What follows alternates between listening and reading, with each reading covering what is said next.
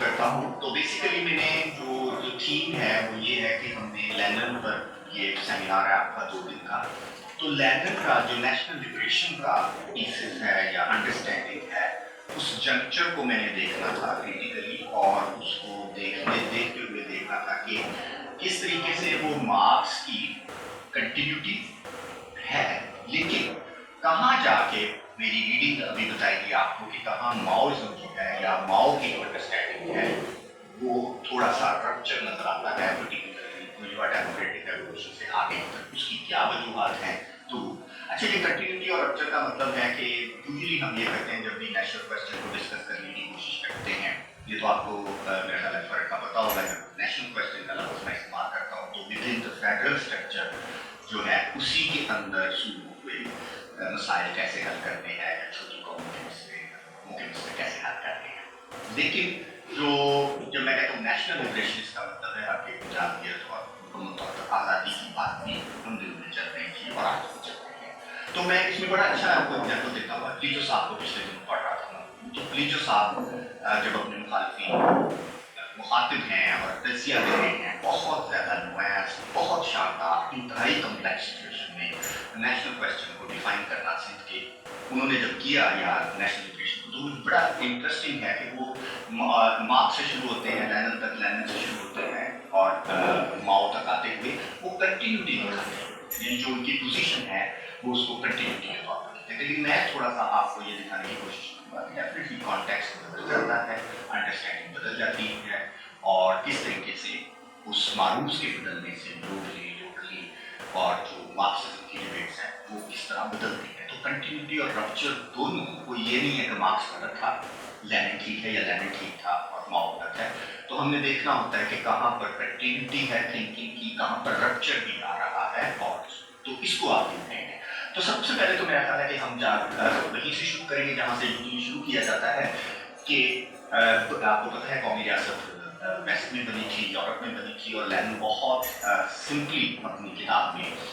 कौम के खिलाफ में बताता है, बहुत ही सादा रीज़न है कि सरमायादारों को मंडी के ऊपर कब्जा करना था, मुस्तक़िल रियासत की जरूरत थी, जागीरदारी और बादशाह कमज़ोर थे, तो एक मंडी, एक ज़बान, इत्तेहाद जो है कॉमर्स क्लास का,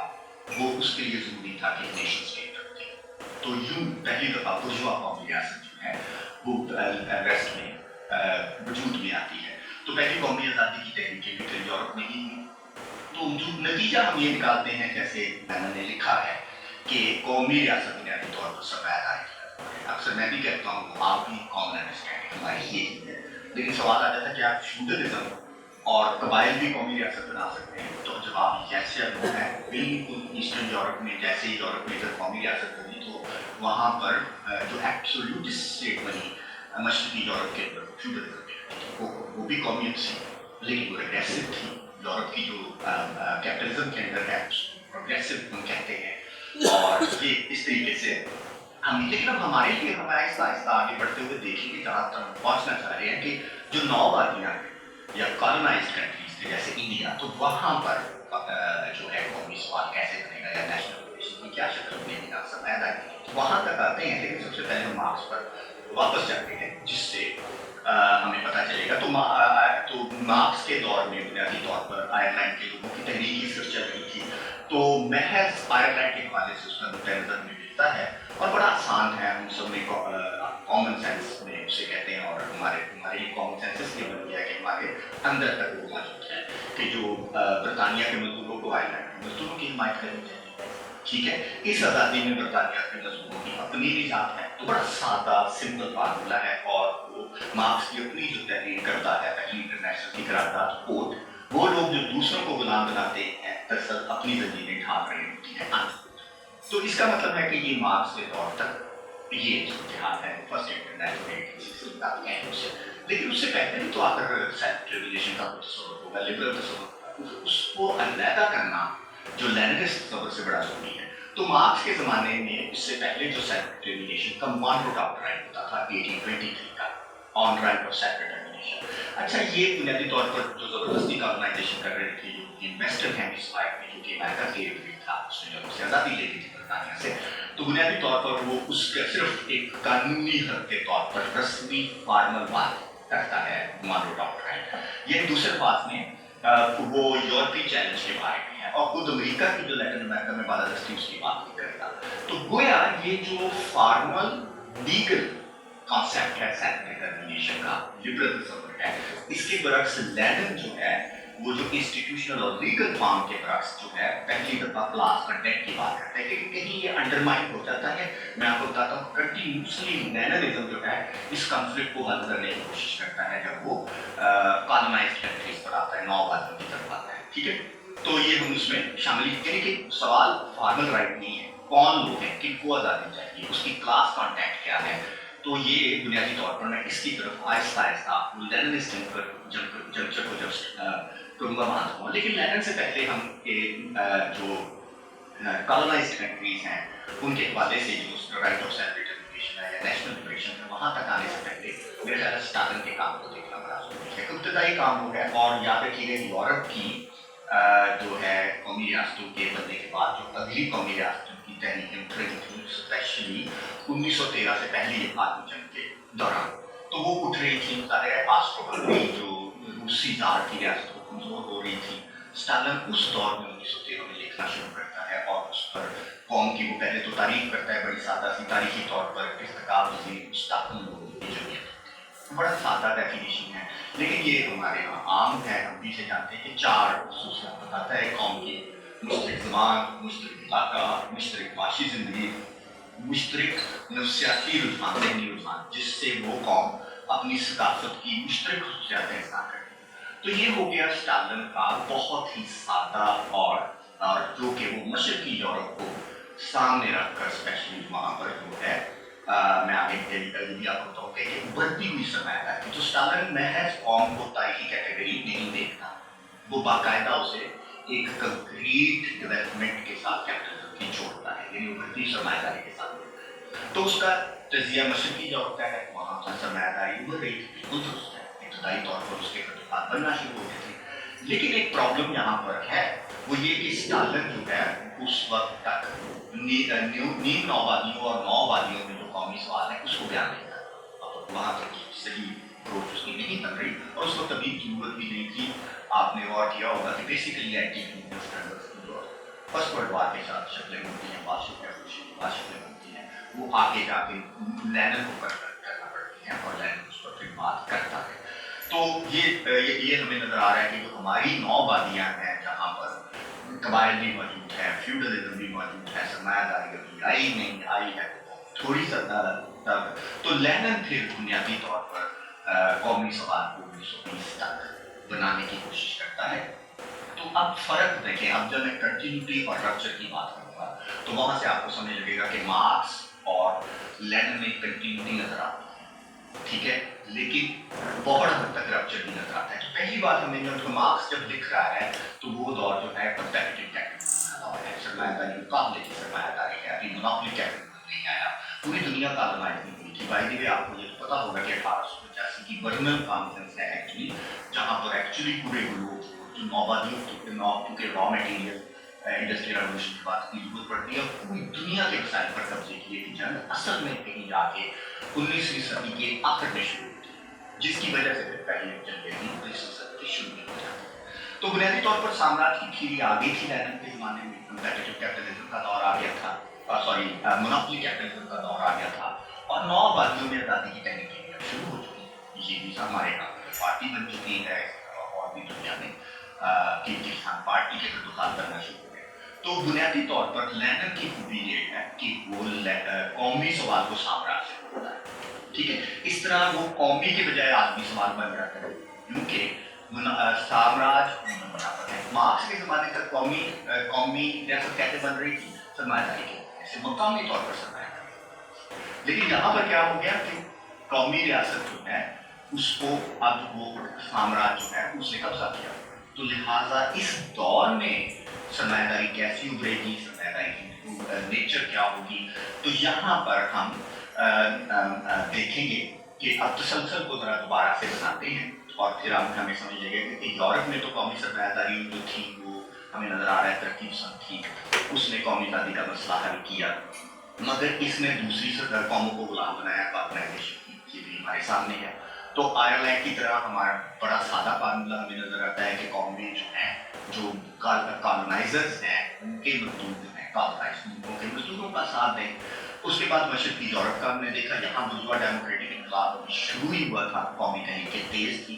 तो लिहाजा हल लेनिन ये देता है कि भाग उन कौमों के मजदूरों की जदोजहद को मैं उन कौमों के मजदूरों की जदोजहद को, तो वो सेम हमें नजर आ रहा है, यहाँ तक हमें सही नजर आ रहा है। लेकिन नौवादियों में जैसे कौमी आज़ादी की तरफ जाता है तो वहाँ पर अभी सरमायादाराना इनकलाब अभी शुरू नहीं हुआ, थोड़ा सा वो हमने पहले बता दिया है। लिहाजा लेनिन के पास इसके अलावा कोई चारा नहीं है, वो कहे कि आप इन मुल्कों में जो कौमी इनकलाब है उसको गैर निश्चित तौर पर उसकी हमायत करें। लेकिन साथ साथ यहाँ पर लेनिन इस कॉन्फ्लिक्ट को हल करने की कोशिश करता है, जैसे आज हम सादा जवाब में नहीं कहते, फिर कौमी हम जब भी बलोचों से या किसी दोस्तों से बात करते हैं जो हमारे कौमी आज़ादी की लड़ाई लड़ रहे हैं, हमने कहते हैं कौमी सवाल को आप तबकाती सवाल, ये बहुत सादा है, ओवर सिंप्लीफिकेशन है, ठीक है। अब ये देखें कंटिन्यूसली कॉन्फ्लिक्ट है और ये क्लास कॉन्फ्लिक्ट है। मैं आपको बताऊंगा कि किस तरीके से लेनिन इसको सिंथेसाइज नहीं कर सका और लेनिन जहाँ छोड़ के जाता है उससे आगे कौमी सवाल जो है रप्चर की तरफ जाता है, मैं उसकी तरफ एंड तक आता हूँ। तो ये लेनिन अब साथ साथ इस कॉन्फ्लिक्ट को भी हल कर रहा है कि किसी सूरत में ये जो है कि आप गैर निश्चित तौर पर कौमी इनकलाब की गैर निश्चित हमारे कौमी आज़ादी की हमारे, ठीक है, लेकिन ये किसी सूरत के खुदराजियत से कम नहीं होनी चाहिए। पहली शर्त वो कहते हैं सरमायादारी का साथ दें, साथ देने से आज़ादी की जंग तेज होगी। अब सवाल ये है कि यहाँ तो वो कह रहा है कि आप अपने मुल्कों के कौमी सरमायादार का साथ दें या कौमी सरमायादारी का इनकलाब जो आ रहा है उसका आप साथ दें। तो सवाल ये है कि जो हमारा आलमगीरियत है जिसकी तरफ लेनिन इशारा कर रहा है कि इंटरनेशनल है ये सारा कुछ, उनके साम्राज्य पूरी दुनिया के अंदर है, तो पहली दफा ये है कि कौम को मिल के साम्राज्य के खिलाफ भी लड़ना पड़ेगा। तो तरक्की पजीर सरमायादारी में कौमी सवाल फिर यहाँ पर इसका हल निकलता है, लेनिन की तहरीरों में आता है, हम तक पहुँचता है। तो ये है कि दो सतह में कौमी सरमायादारी, जो तरक्की पजीर कौमी सरमायादारी का सवाल आ गया, ठीक है, अभी जो बनेगी या बहुत इब्तदाई बना, तो सरमायादारी की पहली सतह में क्या होता है लेनिन की, और इसमें कौमी सवाल उठता है,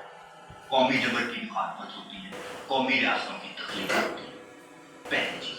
दूसरी सतह पर कौमी रियासत की तख्लीक होनी शुरू होती है। दूसरी सतह में कौमी रिकावटों को तोड़ा जाता है, सरमाया की आलमगीरियत से जुड़ा जाता है, यानी इनकलाब जैसे इंडिया ने अपनी आज़ादी ले ली, कौमी आज़ादी, उसके बाद वो आलमी सरमाया के साथ जुड़ा, और इस दौरान ये मरहला फिर पुख्तगी का मरहला होता है और हम सोशलिस्ट मरहले में दाखिल हो सकते हैं। दूसरे बात में आप इसको सादा जबान में कह सकते हैं कि टू स्टेज थ्योरी है कि आपको पहली सतह पर कौमी जमहूरी इंकलाब करना पड़ेगा, जब वो हो जाएगा तो उनको कुव्वतें पैदा हो जाएगी, तो हम वहाँ से मरहले में सोशलिस्ट के खिलाफ हमें सादा अंदाज से, हम बताए सादा अंदाज से जैसे हमें समझाया गया, हमने समझा।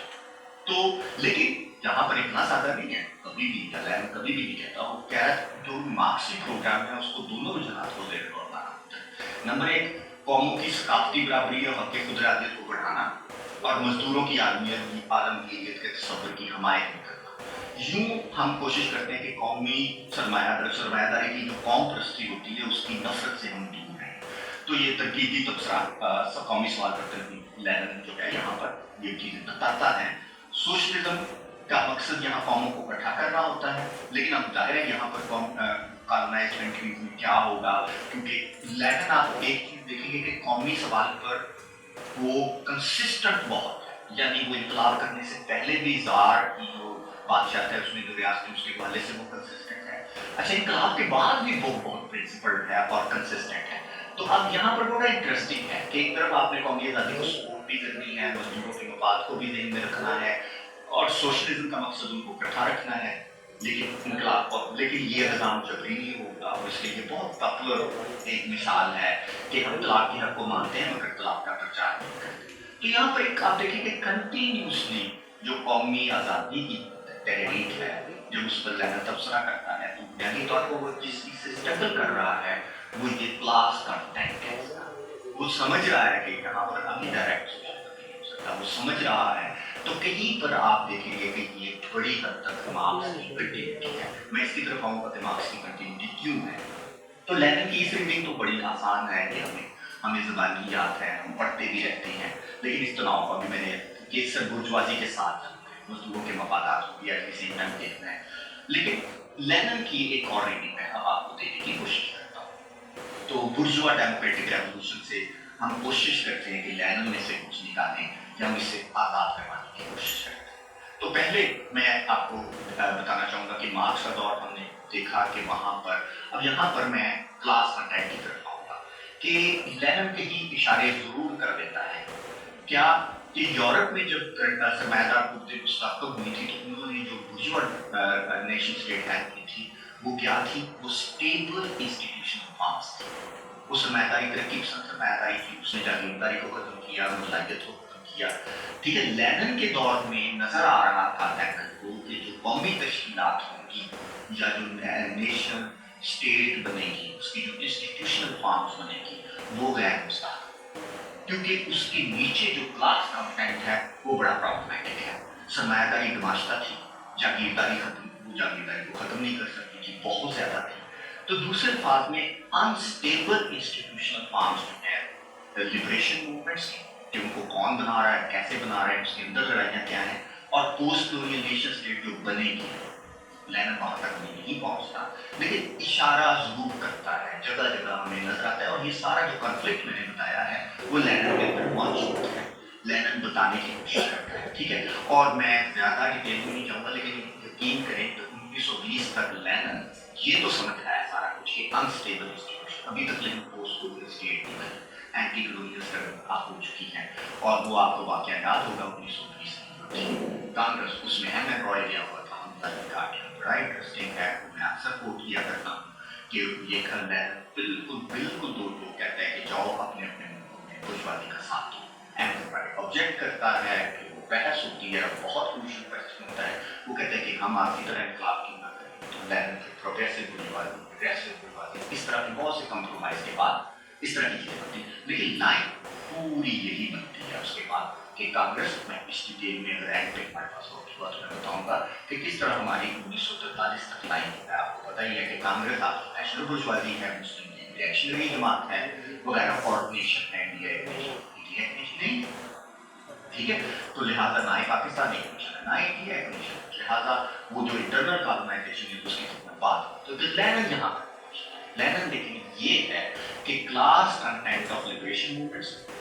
वो बता देता है। अब हमारे लिए वो एक सवाल छोड़ जाता है और मुसलसल वो सवाल चलता है, लेकिन वो सवाल लेनिन का आपको पता है जब लेनिन लिख रहा है उस वक्त रशिया के खिलाफ वो करता है, फिर वॉर पॉलिसी में आ जाता है, न्यू इकोनॉमिक पॉलिसी बीमार होता है। तो शायद यहाँ पर बहुत सी बातें जो है वो सिंथेसाइज नहीं कर सकता। तो सबसे बड़ा हमारे लिए इन पोस्ट का कॉलोनाइज्ड कंट्रीज सवाल है हमारे यहाँ रेवोल्यूशनरी क्लास, ठीक है, एंड रेवोल्यूशन करना। अब ये दो सवाल जो हैं वो अल्टीमेटली अब आप देखेंगे कि आगे जो रप्चर जिसे मैं कहता हूँ लेनिनिस्ट लिबरेशन मूवमेंट कैसे इवॉल्व होता है और किस तरीके से आता है। तो उसकी बड़ी इंटरेस्टिंग है कि साम्राज्य जो है तो वहां से साम्राज्य जो है का जबर जो है वो कौमी आज़ादी को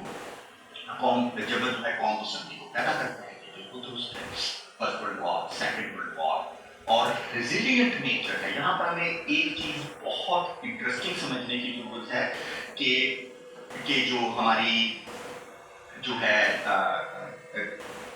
क्लास ऑपोजिशन है उसको देखने की जरूरत है। तो एक तो माओ को पहले मैं सिंपली कोट करता हूँ, लेकिन मेरे साथ मुझे माओ से आगे जाना पड़ेगा उस पूरे रप्चर को समझाने के लिए। तो माओ के जमाने में साम्राज्य का कौमी जबर, कौमी आज़ादी, कौम पसंदी पैदा कर रहा था। 9 बादियों में ये चीज अब क्लियर होगी लेनिन से आगे आके हमें कि इन मुल्कों में जो सरमायादारी है वो जो है बिल्कुल प्रोग्रेसिव है, वो गमाशा है, वो कंप्राडो है, साम्राज्य से जुड़ी हुई है और जागीरदारी के खिलाफ तो नहीं कर सकती, साम्राज्य भी नहीं कर सकती। तो दूसरे फाज में आप देखें कि जब एंटी यूनियन स्ट्रगल भी कर रहे हैं तो सवाल है वो जो क्लास है जो ये कर रही है वो खुद कैसे कॉलोनाइजर से जुड़ी है। तो लिहाजा उसका जो क्लास कंटेंट है वो किस तरह नेशन स्टेट को बनाएगा या जो नेशन स्टेट बनेगी तो वो क्या होगी। तो ये एक इम्पॉर्टेंट सवाल अनफोल्ड होता है। तो यहाँ पर कौमी आज़ादी की लड़ाई तो अब जो माओ तक आते आते पहले मैं बहुत सादा बताऊंगा फिर मैं इसे थोड़ा सा प्रॉब्लमेटाइज करूंगा। कौमी आज़ादी की लड़ाई, जनूबी आज़ादी, अच्छा तो बड़ा इंटरेस्टिंग, मैं पुराने स्टाइल से नहीं बताने की कोशिश कर रहा। कौमी आज़ादी को आप जो है कौमी सवाल को आप तक काफी सवाल से नहीं, बुनियादी तौर पर यहाँ तक आके पता चल जाता है, माओ तक भी नहीं, माओ से आगे जाके तो बिल्कुल ही हमें पता चल जाता है जब नेहरू हमें मारना शुरू करता है, जमाल अब्दुल नासिर कम्युनिस्ट को मारना शुरू करता है, और पूरी दुनिया में ये बुर्जुआ डेमोक्रेटिक रेवोल्यूशन जिसे कह रहे थे वो एक्सपोज होना शुरू होते हैं। लेकिन यहाँ तक हमें अब ये समझ आ जाती है कि कौमी आज़ादी की लड़ाई जमहूरी आज़ादी के साथ जुड़ जाती है, क्योंकि हमारी सरमायादारी जो है वो बुनियादी तौर पर अपने हिस्टोरिकल टास्क को पूरा नहीं कर सकती, ये क्लियर है। तो लिहाजा कौमी आज़ादी की लड़ाई जो है वो मुस्लिम और किसानों के कंधों पर आ जाती है, बहुत क्लियर है, और उन्हें अपनी कौमी आज़ादी की लड़ाई लड़ते हुए अपनी जमहूरी आज़ादी की लड़ाई के खिलाफ नहीं लड़ना पड़ जाती है। तो भैया को तब आप देखिए कि हमारे लिए क्या हो गया या हमारे मुल्क के लिए क्या होगा कि साम्राज्य जाने के बाद भी नहीं जाता, जैसे ये 50s की डिबेट और 60s की खास तौर पर ऐसे नियोक्लियरिज्म हम कहते हैं, टेंडेंसी थ्योरी कहते हैं, फिर पोस्ट कोलोनियल थ्योरी आती है कि यार ये हमारी एलीट है, ये इंटरनली कॉलोनाइज्ड है, तो वहां से पूरी हिस्टोरियोग्राफी के आपकी पोस्ट कोलोनियल थ्योरी का रेडिकल फेज होता है, यानी ये कि हम आजाद होते भी। तो यहाँ पर एक पॉइंट बहुत इंपॉर्टेंट है, हमें समझना है कि एंटी कॉलोनियल फेज और पोस्ट कॉलोनियल फेज यहाँ भैया वक्त हमें चलता नजर आता है, यानी कुछ मुल्क आजाद हो गए जैसे चाइना, जैसे इंडिया, जैसे और क्यूबा वगैरह उनमें आ गया, लेकिन कुछ मुल्क अभी अपनी आज़ादी की लड़ाई लड़ रहे हैं, जैसे कि घाना, मतलब आप कह रहे पहला अफ्रीकी मुल्क जो है वो कहीं जाके 1961 में आजाद, तो बुनियादी तौर पर तो एंटी कॉलोनियल और अच्छा, लेकिन वहां जाते जाते उन्हें पता चल गया कि ये जो हमारी बुर्जुआजी है ये बिल्कुल फ्रॉड है। उस वक्त तक लंदन कॉन्फ्रेंस और हमें जहाँ जहाँ नेशनल बुर्जुआजी ने प्रॉपर इनकलाब नहीं किया वहाँ फूड रेजी हो गई, ठीक है, और जहाँ पर उन्होंने इनकलाब किया वहाँ नेहरू की तरफ बिट्रे कर दिया। तो अब यहाँ पर एक बहुत इंपॉर्टेंट हमें नजर आता है कि क्लियर हो गया है अब दो चीजें कि क्यों फिर हम जो अगला फेज भी है आपका वो वायलेंट रेवोल्यूशन कर जाता है, जिससे माओ पे कमाल नहीं है या माओ नहीं करता, माओ का अपना कॉन्टेक्स्ट होगा। बुनियादी तौर पर उसके बाद के वाकयात चुनाव तक आ जाते हैं, पता चल जाते हैं कि रेजिलिएंट नेचर जो है एक तो साम्राज्य, दूसरा भैया जो वर्किंग क्लास है उसको साम्राज्य से भी लड़ना पड़ रहा है, उसको साम्राज्य के एजेंटों से भी लड़ना पड़ रहा है, और उल्टा वो वहां है। तो रेजिलिएंट नेचर कॉलोनियलिज्म खत्म ही नहीं हो रहा, ठीक है, और जगह जगह वो उसे सैबोटाज कर रहा है और आपकी भी साम्राज्य के साथ जुड़ी हुई। तो लिहाजा ऐसी सूरत में पीसफुल रेवोल्यूशन बुर्जुआजी के साथ जाना ये नामुमकिन है। तो अब सवाल आ गया कि ये तो हमें पता चल गया कौन रेवोल्यूशन के खिलाफ है, ठीक है, ये नेशनल लिबरेशन की मूवमेंट का क्लास कॉन्टेंट क्या, तो इनकलाब कैसे किया जाए, तो मजदूरों के नामों को व्यापक मैंने आपको बता दिया है। तो गोया हम ये कह सकते हैं कि यूं हम इंटरनल का ये भी है, और एग्रीमेंट में एक और फिनोमेना भी मैं आपको बताऊंगा जो कि रप्चर है लैंग्वेज की अंडरस्टैंडिंग से, वो ये है कि ये इंटरनल कॉलोनाइजेशन जो सारी हमारी यहाँ जो कौमी आज़ादी है बुनियादी तौर पर जिनमें कौमी आज़ादी सो कार्ड मिली भी थी, वहां पर इंटरनल कॉलोनाइजेशन से मुराद है जाहिर है ये जो मुल्क आज़ाद होते थे पाकिस्तान या इंडिया, ये क्या करते हैं, ये तो नहीं किसी को कॉलोनाइज कर सकते, लिहाजा इन्होंने जबरदस्ती अंदर जो नेशंस थी उनको कॉलोनाइज करना शुरू कर दिया। तो ये बड़ा इंटरेस्टिंग है कि ये लैंग्वेज के बारे में ऐसी अंडरस्टैंडिंग मौजूद हमें नजर नहीं आती। तो इंटरनल कॉलोनाइजेशन ने और ज्यादा रिप्रेसिव कर दिया हमारे स्टेट अपरेटस को या पोस्ट कॉलोनियल स्टेट्स होती हैं, तो वहां पर नेशनल लिबरेशन की जो स्ट्रगल है वो एक और शक्ल इख्तियार करती है। तो अब मैं कहता हूँ कि इनकलाब कैसे करना की तरफ आता हूँ कि कौन सी रेवोल्यूशनरी क्लासेस है ये हमें पता चल गया, लेकिन कैसे करना है। तो अब देखिए मार्क्स, लेनिन और उसके रप्चर को और कंटिन्यूटी को मैं थोड़ा सा दिखाने की कोशिश करता हूँ। पहली चीज है मार्क्स में हमें नजर आता है कि इनकलाब कैसे करना है, डायरेक्ट सोशल, ठीक है, बहुत क्लियर है कि बुर्जुआ नेशनलिज्म जो है एक टेम्परेरी स्टेप है, बल्कि वो लिखते हैं कोट अनकोट कर देता हूँ, bourgeois nationalism a temporary step to internationalism of workers, तो मार्क्स बहुत क्लियर, ठीक है, तो वो क्योंकि वहाँ ऑलरेडी हो चुका था, बुर्जुआ इनकलाब हो चुका था, टेम्परेरी स्टेप है, हम इससे आगे चलते हैं, सोशलिज्म करते हैं, मार्क्स बहुत क्लियर है, और वहाँ पर फ्यूडलिज्म भी नहीं है, रेवोल्यूशनरी क्लास में बहुत क्लियर है, बट कांग्रेस मैनिफेस्टो लिखते वक्त मजदूर है, तो बहुत क्लियरली हमें नजर आता है। लेनिन के वक्त तक अब आप गौर करें कि लैनन को सब क्लोजली अब आप देखिएगा, लैनन के वक्त में एक छोटा सा स्पैन आपको नजर आता है डेमोक्रेटिक रेवोल्यूशन। वो क्या है, क्रिस्की और डुअल पावर जब एग्जिस्ट कर रही थी, तो लैनन फौरन नहीं कहता कि आप जाके ये क्रिस्की वो बुर्जुआ डेमोक्रेटिक रेवोल्यूशन की फेज को कंप्लीट करता है, अपनी फ्यूडलिज्म कर दिया, बादशाह बिल्कुल करेक्ट, लेकिन उसके यहाँ भी हमें वो छोटा सा स्पैन नजर आता है। तो लेकिन फार कॉलोनाइज्ड कंट्रीज जो है नेसेसिटी स्टेप जो है बुर्जुआ डेमोक्रेटिक रेवोल्यूशन का वो कहता है, जो हमें नजर आता है कहा है उसने, और जो कि हमें कंटिन्यूटी नजर आती है मार्क्स। तो ये एक क्लासिकल थिंकिंग है, डिस्पाइट लैनन के टैक्टिक्स क्या थे, लैनन ने उसको स्पैन को बहुत छोटा किया, टेलीस्कोप कर दिया, यानी बुर्जुआ डेमोक्रेटिक रेवोल्यूशन और सोशलिस्ट रेवोल्यूशन के दरमियान जो है वो छोटा सा स्पैन आता है, और प्रोलेटेरियट रेवोल्यूशन को कर देता है। माओ जो है वो रप्चर है इस हवाले से लैनिन में, और फिनान से ऑनवर्ड बुर्जुआ डेमोक्रेटिक रेवोल्यूशन जो है उसकी कोई नजर नहीं आती, लिहाजा इसको मैं कहता हूँ कि ये रप्चर है। तो फिर वहां से हम जो है आगे चलते हैं कि थर्ड वर्ल्ड मार्क्सिज्म की रेडिकल ट्रेडिशन में जन्म लेती है, तमाम मुल्कों में जो है पोस्ट यूनियन मार्क्सिज्म वजूद में आता है, और जो जिसे मैं कहना चाहूँगा कि ये कंटिन्यूटी और रप्चर कर जाता है, हम इसे पोस्ट यूनियन मार्क्सिज्म कहते हैं। तो मेरी जो फैसिनेशन आजकल है, ये जिसको मैं देख रहा हूँ कि ये कोई ये नहीं है कि मार्क्स को रिजेक्ट किया जा रहा है या लैनिन को रिजेक्ट किया जा रहा है या मैं माओ को रिजेक्ट करना चाहता हूँ। मैं सिर्फ ये कहना चाहता हूँ कि जो थर्ड वर्ल्ड मार्क्सिज्म है, मार्क्सिज्म में जो वेरिएंट्स हैं, थर्ड वर्ल्ड के अंदर जो मार्क्सिज्म के वेरिएंट्स हैं बहुत से हैं। मार्क्सिज्म लैनिनिज्म भी है जो सोवियत यूनियन से इंप्रेस नजर आता है हमें, फिर माओइज्म भी है, फिर इसके बहुत से वेरिएंट्स हैं, मुख्तलिफ किस्म के सोशलिस्ट एक्सपीरियंसेस। लेकिन इस सारे के दौरान जो मार्क्सिज्म है बहुत क्रिएटिव है, क्रिटिकल है, फिनॉन आ जाता है, किब्राल आ जाता है, और ये इंडिजिनस है। और यहाँ से मैं जो आजकल देखने की कोशिश कर रहा हूँ कि यहाँ हमारा जो अपने इंडिजिनस मार्क्सिस्ट हैं, सिकली जो साहब है, खैर मशहूर है, और बहुत से, तो मैं इनको देखने की कोशिश कर रहा हूँ। तो मेरे ख्याल के मुताबिक नेशनल लिबरेशन जैसी मैं जो साहब की किताब पढ़ता हूँ, तो वो इतनी कम्प्लेक्सिटी है उस पूरे सिनेरियो में जिसमें वो नेशनल क्वेश्चन को फ्रेम करने की कोशिश कर रही है। तो वो जो जिसे कहते हैं इंट्रिकेट एप्लीकेशन है कंट्राडिक्शन की, माओइज्म की, जो उस वक्त तक की डेवलप्ड मार्क्स की एक शक्ल नजर आना शुरू हुई थी, तो वो उस, लेकिन जब वो माओइज्म वो कंप्लीट होता है, उसकी अपनी एक इंडिजिनाइटी जो है वो नजर आता है। फिर इस दौरान जो मार्क्सिज्म की डिबेट्स हैं वो इस वजह से भी इंटरेस्टिंग है कि फेलिंग नेशन बिल्डिंग प्रोजेक्ट है पाकिस्तान के अंदर या इवन इंडिया के अंदर, और इसी तरीके से हमारे जो पोस्ट कोलोनियल कन्फ्यूजन है, हम कौन हैं, तो वो एक बहुत इंटरेस्टिंग शक्ल इख्तियार करती है। तो बहुत मेस्मराइजिंग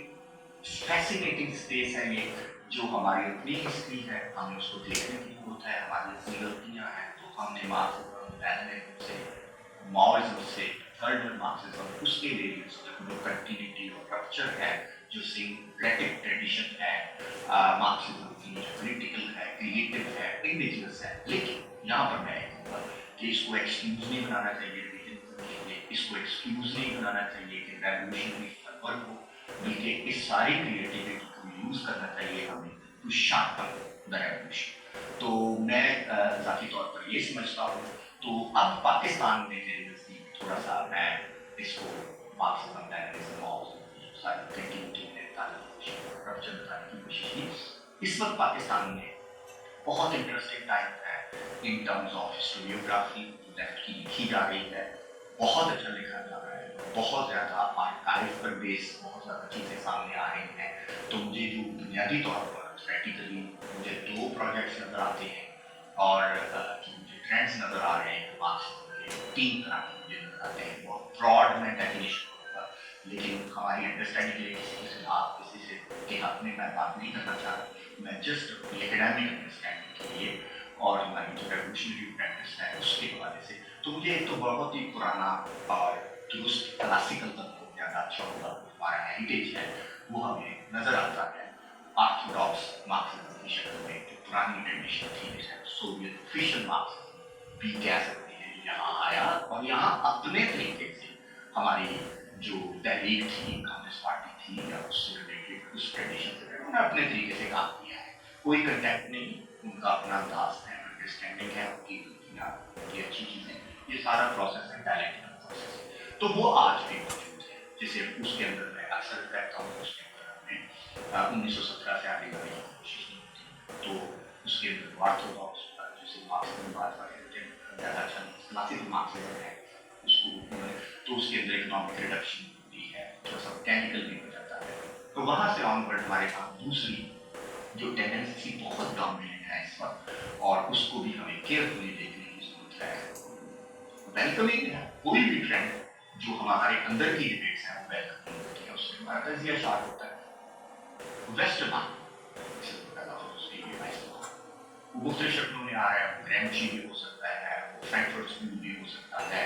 ठीक है, और वो बहुत सा उसके अंदर अपना रेजिग्नेशन पैसिव भी आपको नजर आएगा, जो ग्रैमची भी आपने कहती है बेसिकली वो जिसे कहना चाहिए वर्किंग जो है पैसिविज्म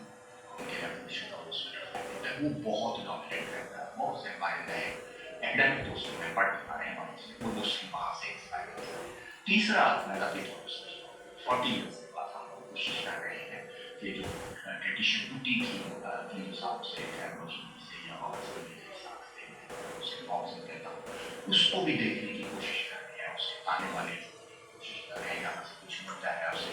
समझने की कोशिश कर रहे हैं, तो इस हवाले से मैं समझता हूँ कि अगर इससे जो निकल रहा है वो दो किस्म के हिस्ट्री के प्रोजेक्ट्स निकल रहे हैं। एक पीपल्स हिस्ट्री लिखने का पुराना अंदाज है, प्रोग्रेसिव राइटर्स एसोसिएशन बैंक से कहता हूँ, और हमारे आर्काइव कम्युनिस्ट पार्टी की हिस्ट्री से वो ट्रेंड मौजूद है और वो लिखा जा रहा है। एक और भी ट्रेंड आ रहा है जो पीपल्स हिस्ट्री में बहुत ट्रेडिशन से लिखा जा रहा है, लेट गो, तो दिस इज फैसिनेटिंग और इंटरेस्टिंग टाइम है जहाँ पर डिबेट और उसके बेस पर देखना चाहिए। तो नेशनल लिबरेशन स्पेशली जो जिस पर मैं बात करना चाह रहा था, जिस पर मैंने बात की, तो वो ये है कि इसी कंटिन्यूटी रप्चर और जिसे कहना चाहिए कि क्रिएटिविटी के साथ हमें नेशनल लिबरेशन देखना चाहिए और स्ट्रक्चर नेशनल लिबरेशन इसी क्रिटिकल लेंस गुजारने की कोशिश। थैंक यू वेरी मच, मेरा सवाल जवाब